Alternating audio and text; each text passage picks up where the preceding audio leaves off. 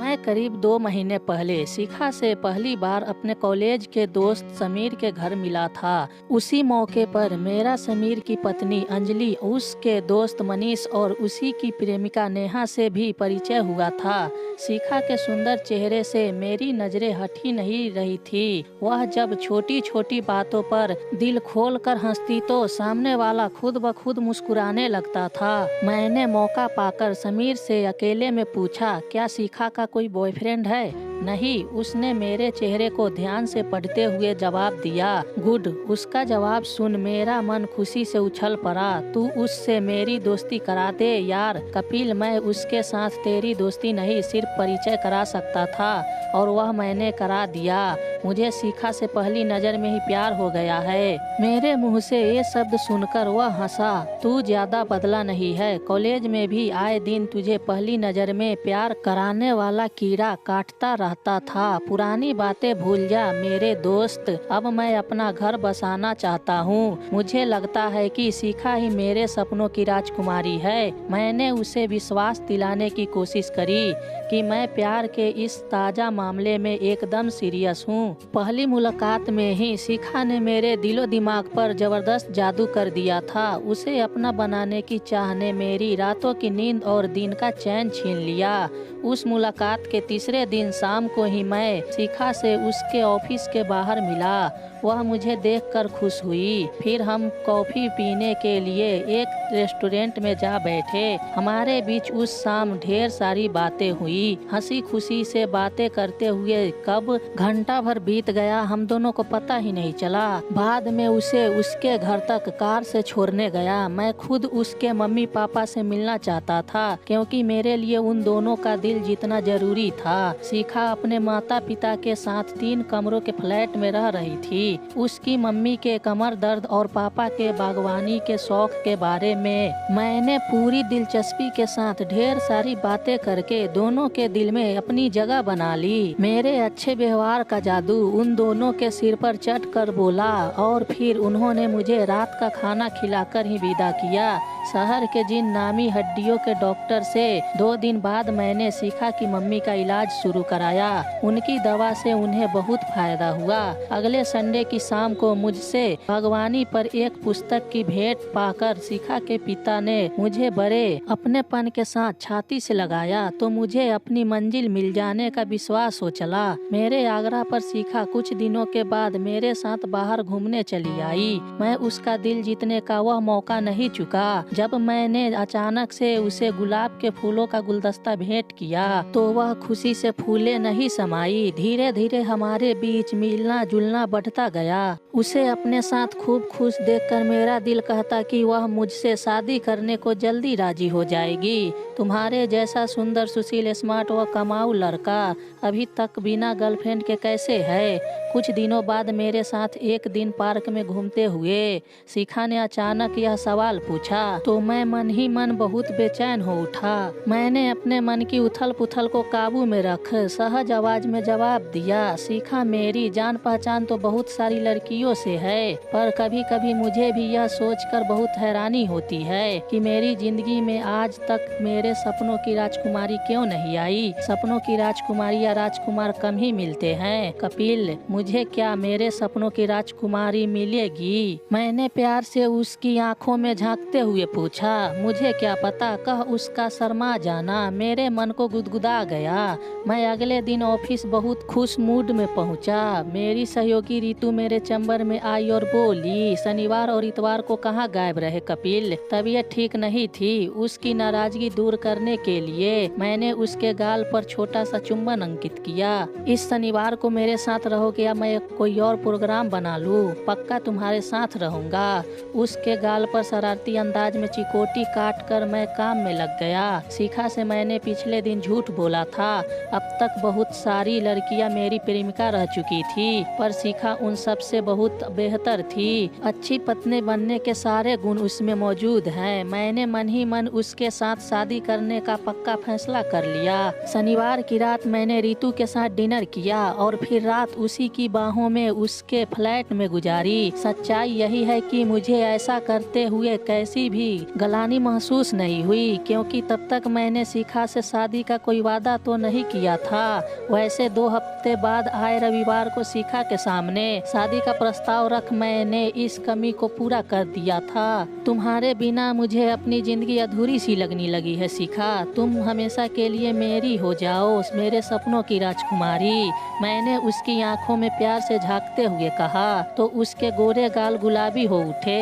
जिंदगी की राहों में तुम्हारी हमसफर बनकर मुझे बहुत खुशी होगी कपिल। इन शब्दों में उसकी हाथ सुनकर मेरी खुशी का ठिकाना नहीं रहा। फिर हमारे बीच यह फैसला हुआ कि 3 दिन बाद शिखा के जन्मदिन के अवसर पर हम शादी करने के अपने फैसले से सब दोस्तों, रिश्तेदारों व परिवारों के सदस्य को अवगत कराकर सरप्राइज कर देंगे। अगली रात 9 बजे के करीब बिना सूचना दिए समीर, अंजलि, मनीष और नेहा मुझसे मिलने मेरे फ्लैट पर आए। मेरी तरफ नीले कवर वाली एक फाइल बढ़ाते हुए मनीष बहुत गंभीर लहजे में बोला, कपिल इस फाइल को पढ़ो। पढ़कर मुझे मालूम पड़ा कि वह शिखा की मेडिकल फाइल थी। उसने करीब 10 महीने पहले नींद की गोलियां खाकर आत्महत्या करने की कोशिश करी थी। इस फोटो में शिखा के साथ उसका प्रेमी राजीव खड़ा था। इसी के हाथों प्यार में धोखा खाकर शिखा ने आत्महत्या करने की कोशिश करी थी। अंजलि ने अपने पर्स से निकालकर एक पासपोर्ट साइज का फोटो मेरे हाथ में पकड़ा दिया।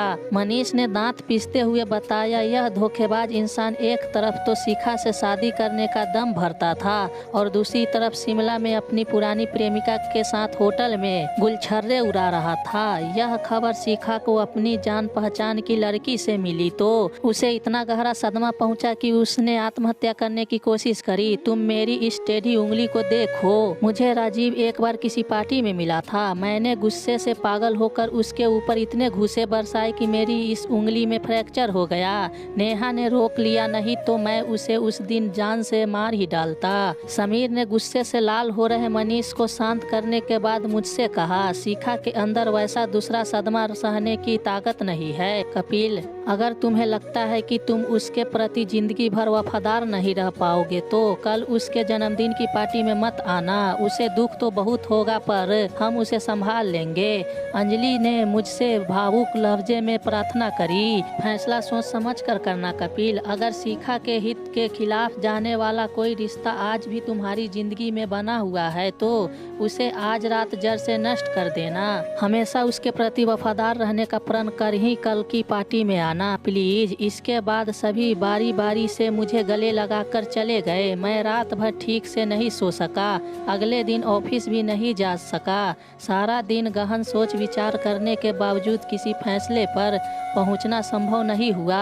मैं शिखा से शादी करना चाहता हूं पर अपने मन की कमजोरी का भी मुझे एहसास है। किसी एक स्त्री का होकर रहना मेरी फितरत में नहीं है। मुझे फैसला सोच समझ कर ही करना था, क्योंकि मैंने अब तक जिन लड़कियों के साथ प्यार का खेल खेला था उन सब के पास ऐसे खतरनाक शुभ चिंतक दोस्त नहीं थे।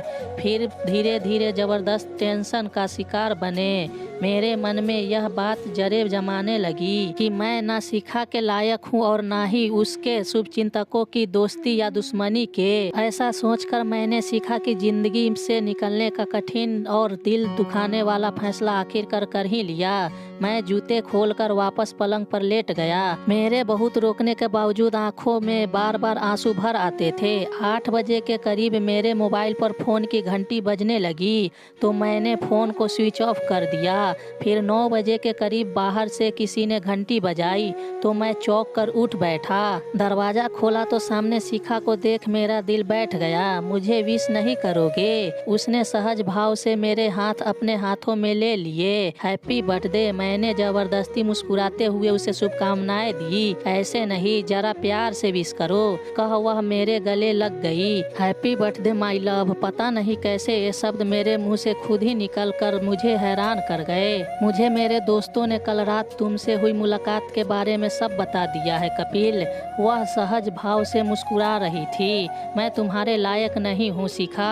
बाद में तुम्हारा दिल तोड़ूं उससे अच्छा यह होगा कि हम अभी अलग। उसने मेरे मुंह पर हाथ रखकर मुझे खामोश कर कहा, अब मैं पहले जितनी कमज़ोर और भावुक नहीं रही हूँ। मुझे भी पहली नज़र में तुमसे प्यार हो गया था और अब इतनी आसानी से तुम्हें नहीं खोऊंगी। तुम्हें मेरा प्यार जरूर बदल डालेगा। मुझे डर है कि मैं तुम्हारे इस विश्वास पर खरा नहीं उतर सकूंगा।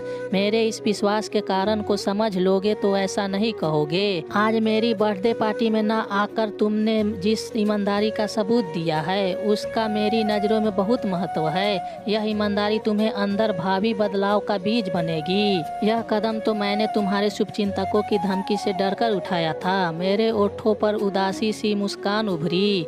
वे मुझे बहुत प्यार करते हैं पर तुम्हें धमकाने का उन्हें कोई अधिकार नहीं था। मैं सचमुच तुमसे दूर नहीं होना चाहती हूँ, कह वह मेरी छाती से आ लगी। मैं भी। मैंने उसे बहुत मजबूती से अपनी बाहों के घेरे में कैद कर लिया। उस पल मेरे दिलो दिमाग में कोई उलझन या अनिश्चितता बाकी नहीं बची थी। उसकी आंखों में लहरा रहे प्यार के सागर को देखकर मुझे विश्वास हो चला था कि भविष्य में कोई ऋतु मुझे कभी ललचाकर शिखा के प्रति बेवफाई करने को मजबूर नहीं कर सकेगी। दोस्तों, अगर आपको ये कहानी पसंद आई तो अपने दोस्तों को शेयर करें और अगर आप चैनल पर नए हैं तो एस लाइफ स्टूडियो को सब्सक्राइब करें और नोटिफिकेशन बेल दबाना ना भूलें। अपना और अपने परिवार का ख्याल रखें। मिलते हैं नई कहानी के साथ, तब तक के लिए धन्यवाद।